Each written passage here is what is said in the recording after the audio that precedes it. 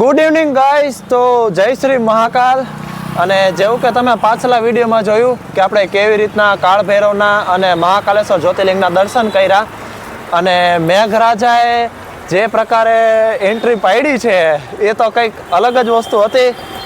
અને અત્યારે લગભગ ગાઈસ જો તમે એકવાર મોસમ જોવો, ટાઈમ લગભગ થયો છે 6:30 થી 6:45 વાગ્યાની વચ્ચેનો ટાઈમ હશે. અને અત્યારે ફ્રેશ બ્રેશ થઈને નાહી ધોઈને અને થોડીક આરામ કર્યો. હાચન હોટલનો તો મેં તમને રૂમનો ટૂર જ ન આપ્યો. હવે હમણાં આના પછીના બ્લોગમાં કરી દે, કારણ કે અત્યારે બહાર નીકળી ગયા જલ્દી ભૂલાઈ ગયું હતું. અને રિટર્નમાં છે ને જ્યારે અમે મહાકાલેશ્વરના દર્શન કરીને આવતા હતા ત્યારે ભાઈ કપડાં બપડા બધું ભીનું હતું, થકાઈ ગયું હતું. જમવાનો અમારી પાસે ટાઈમ નહોતો. 2:45 અથવા તો 3 વાગ્યાની આડેગાળે અમે હોટલે પાછા આવ્યા. જે કંઈ પણ પકોડા ને એવું કંઈક નાની મોટી વસ્તુ હતી ગાઈસ, એ નાસ્તો બાસ્તો કર્યો, કપડાં બપડા ચેન્જ કર્યા, હુકાવ્યા, વળી પાછા નહીં પહેરી લીધા તે હુકાય, કારણ કે મારે લાયકરો છે એટલે મને વાંધો ન આવે. સો એ બધું મેં કહો. અત્યારે હવે ઇવનિંગનો સમય છે અને 6:30 વાગ્યા 6:30 પોણા 7 વાગ્યાની વચ્ચેનો સમય છે. અને અત્યારે અમે જાય છીએ હરસિદ્ધિ માતાને મંદિરે. તો અત્યારે એની રિક્ષાનો આપણે વેઇટ કરીએ છીએ. આપણે હતા ત્યાં પાછા આવી ગયા છીએ. અને અમે એમાં લોકેશનમાં જોયું છે, અમારા જે હોટેલ લોકેશનથી લગભગ 5-5.5 કિલોમીટરના ડિસ્ટન્સમાં છે. અને જો આપણા નસીબમાં હશે અને આપણી પાસે જોઈ ટાઈમનું મેનેજમેન્ટ રહે તો આરતીનો લાભ મેળવા છે. અને એ વસ્તુ હું તમને દેખાડીશ અને હું પોતે કરીશ. તો ગાઈસ સારું હાલો, વાહન કંઈક ગોતીએ, જે કંઈ પણ ભાઈ મળે, ઓલા ઉબર ટેક્સી રિક્ષા બિક્ષા જે મળે લોકલ વસ્તુ જે કંઈ પણ મળે ને એ વસ્તુ આપણે એક્સેપ્ટ કરી લઈએ. બીજો તો આપણે કંઈ ઓપ્શન છે નહીં. ખાલી એક વસ્તુ નહીં, આપણે 9, 10, 11 જ્યાં સુધી મજા આવે ત્યાં આ વખતે નાઇટ આપણે આખે ઉજ્જૈનમાં કાઢવાની જ છે. મીન્સ કે 9-10 વાગ્યા સુધી આપણે રખડશી. ખાલી હરસિદ્ધિ માતાનું ટેમ્પલ નહીં, બીજી આપણે ઘણી એવી વસ્તુ આપણે એક્સપ્લોર કરશી. સ્ટેપ બાય સ્ટેપ હું તમને બધી વસ્તુ કહેતો જઈશ. ફિલહાલ તો ગાઈસ જો હું અત્યારે ચોક ઉપર ઊભો છું અને હરસિદ્ધિ માતાના ટેમ્પલના વાહનની હું રાહ જોઉં છું. અને જે કંઈ પણ વાહન મળે એની ઉપર આધાર છે. અને નસીબ આપણા બીજું તો ગાઈસ હું શું કહું.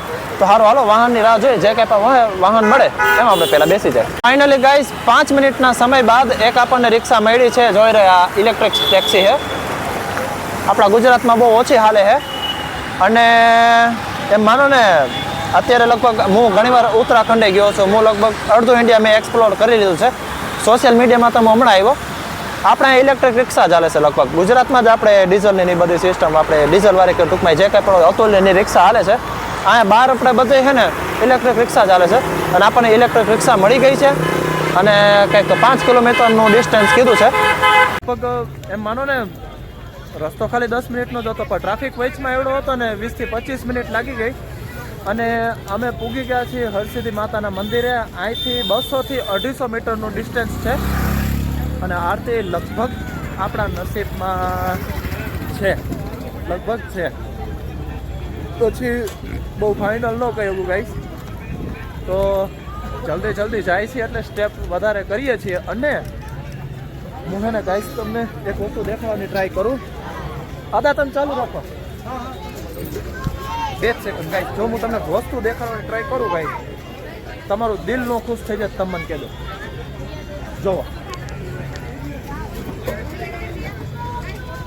જો ગાઈસ, આ છે મહાકાલેશ્વર જ્યોતિર્લિંગ. અહીંથી જોવો દેખાય છે. અને સાંજે આપણે જે મહાકાલ લોકની જે આપણે લાઇટ શોની બધી વસ્તુ થાય છે એ બધી વસ્તુ છે જોઈ છે. આપણને એન્ટ્રીનો ટાઈમ તો 9:30 વાગ્યા સુધીનો છે. પણ ઓમ લાઇટ શો જે છે ને એ કંઈક અડધી કલાકનો છે. 7 વાગ્યાથી લઈને કંઈક 7:30 વાગ્યા સુધી એવું કંઈક છે. મને બહુ કંઈ પરફેક્ટ ટાઈમની નથી ખબર, પણ તમે મને કમેન્ટમાં જરૂર કહેજો. આજે મહાકાલેશ્વર જ્યોતિર્લિંગ તમને દેખાડ્યું એ લાઇટ શો તમને કેવો લાગ્યો. ફિલહાલ તો જો મારો હરસિદ્ધિ માતાના મંદિરે પૂગી ગયો હું. અને જો હું તમને આગળનો ક્રાઉડ દેખાડું. જુઓ આવી રીતના છે. જો ક્રાઉડ જોઈ લો એકવાર બધો.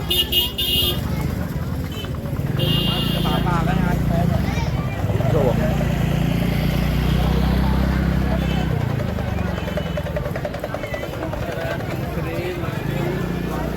ગાઈસ આગળ હાઈલા જઈએ અને એટલા ટાઈમથી ગરમીનો માહોલ હતો, બફારાનો માહોલ હતો, ક્લિયર, હાવ એકદમ ક્લિયર. ઠંડુ ઠંડુ એવું ફીલ થાય અને વરસાદ પડી ગયો, 1.5 ઇંચ પડી ગયો છે.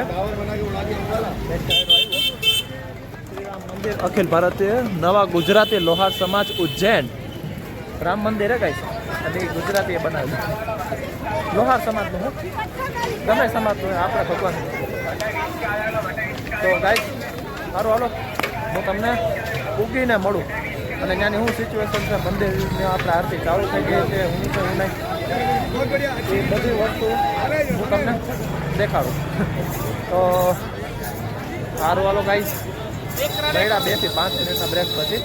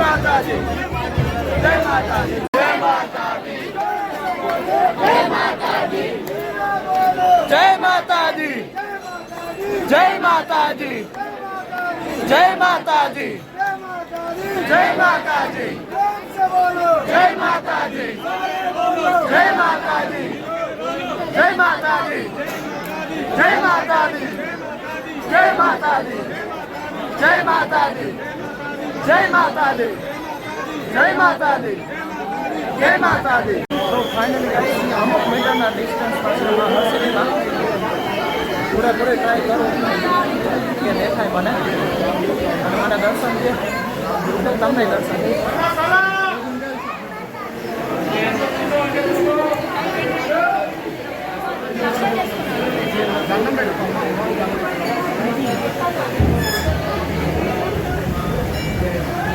જય મા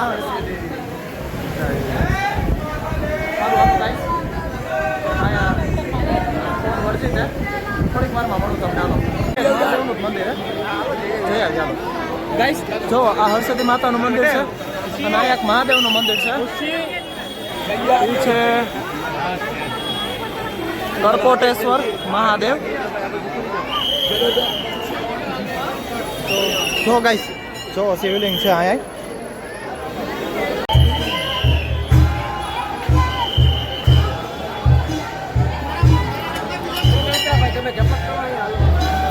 દર્શન થઈ જાય આપણે ઉપાધિ નથી કાંઈ બધી. તો સારું હાલો ગાઈસ, એની બધી ભીડ તો નથી, એમને એમ કરશે તો હાલશે, પણ 2 મિનિટનો બ્રેક આપણે લઈ લઈએ.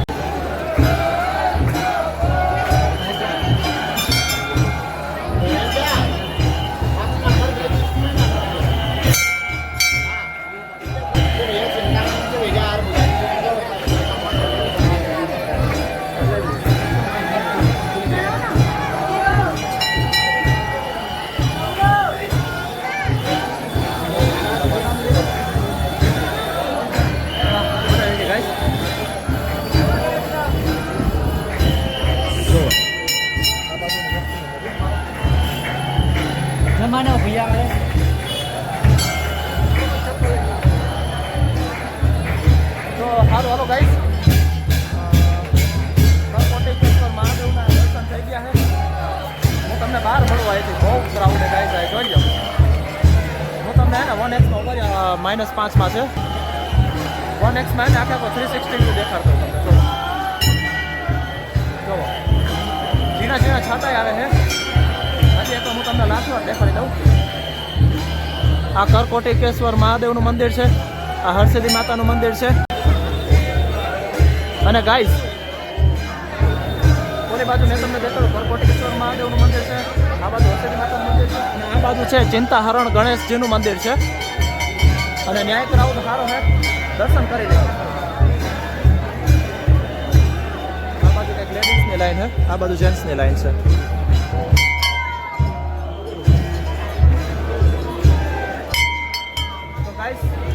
ચિંતાહરણ ગણેશજીનું મંદિર અહીં છે. જો હું તમને દેખાડવાની ટ્રાય કરું. જોઈ લો, વ્યવસ્થિત દર્શન કરી લો. તો ગાઈસ સારું હાલો, હજી આપણે આગળ જવાની કોશિશ કરીએ. જેટલું આપણાથી આગળ જવાય છે આગળ જવાની ટ્રાય કરીએ. ચિંતાહરણ ગણેશજીનું મંદિર છે.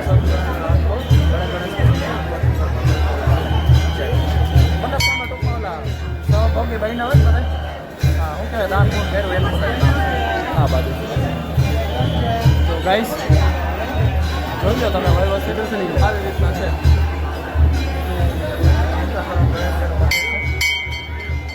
હજી હું તમને ક્લોઝ દર્શન કરાવું અને હું દર્શન કરું. જો ગાઈસ ચિંતાહરણ ગણેશજીના વ્યવસ્થિત દર્શન કરી લો. આવી રીતના મૂર્તિ છે એની ગણેશજીની.